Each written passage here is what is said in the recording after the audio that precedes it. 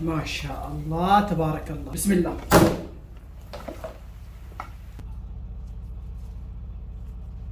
وهذه ألذ كبسة بالرز الأمريكي. ما شاء الله تبارك الله.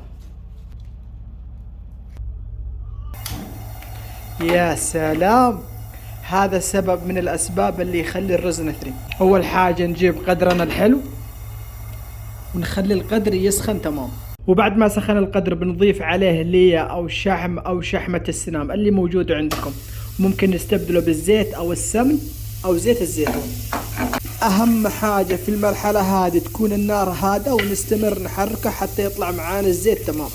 إذا كانت النار عالية يحرق علينا ويطلع طعمه الله يديم النعمة.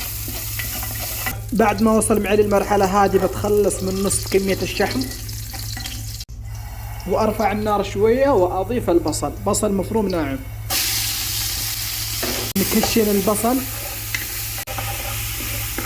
أول ما يوصل للمرحلة هذه نضيف عليه بهارات صحيحة مشكلة اللي موجود عندكم، هيل، قرفة، قرنفل، فلفل أسود، كزبرة حب، اللي موجود.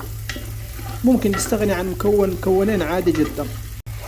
أكشن البهارات شوية مع البصل. أضيف اللحم. شوفوا لي ما شاء الله تبارك الله. طبعا هذا لحم حاشي، إذا عندكم غنم ينفع. بنفس الطريقة.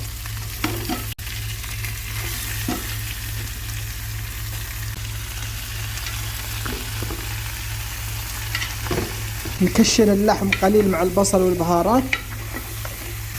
ما شاء الله تبارك الله، ريحة البهارات دمار. أضيف له بهارات بيضاء بكتبها لكم في صندوق الوصف أو في التعليقات. بهارات مشكلة ناعمة خفيفة كركم.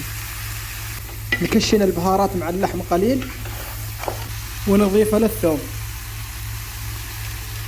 نقفل عليه 5 دقائق على نار هادئة جدا علشان يتسبك معانا مضبوط، وهذا أهم شيء.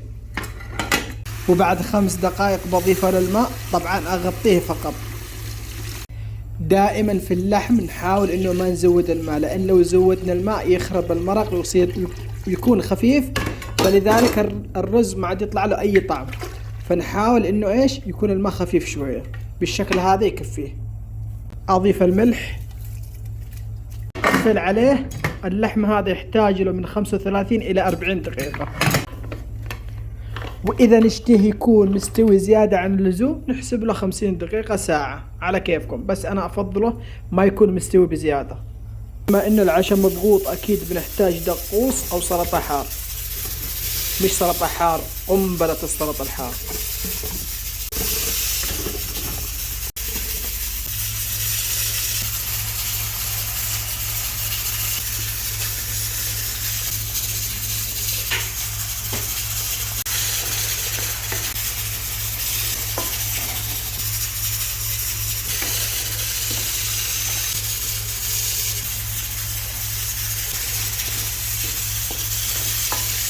قولوا لي عندكم الجرأة انكم تجربوه.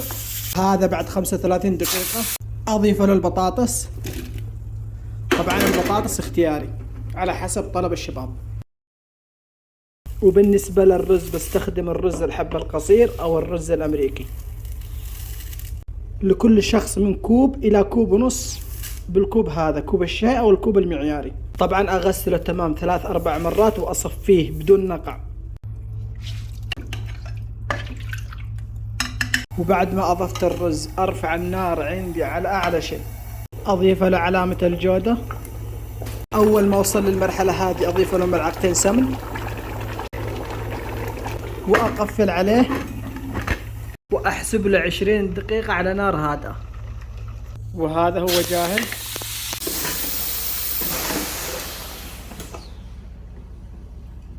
ما شاء الله تبارك الله، بسم الله. سلام. شوفوا لي ما شاء الله تبارك الله.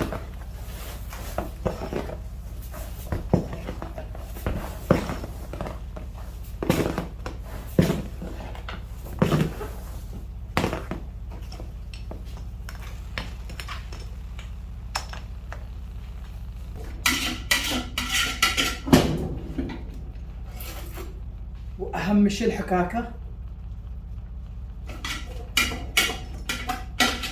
والليمون.